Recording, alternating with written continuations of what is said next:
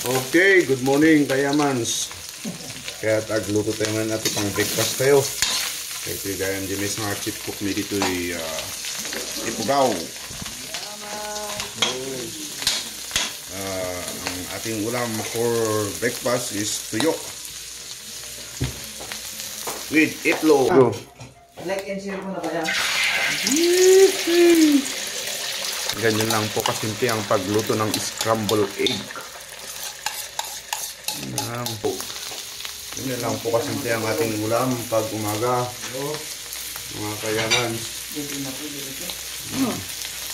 At habang nagluto tayo ay minom tayo ng black coffee pang pakalma. Yan Talaga ang pang pakalma sa ating umaga kasi sobrang lamig dito sa Ifugao.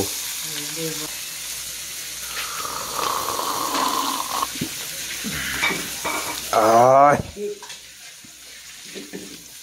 Parang pancake man yung pagkakaluto mo dyan, buddy.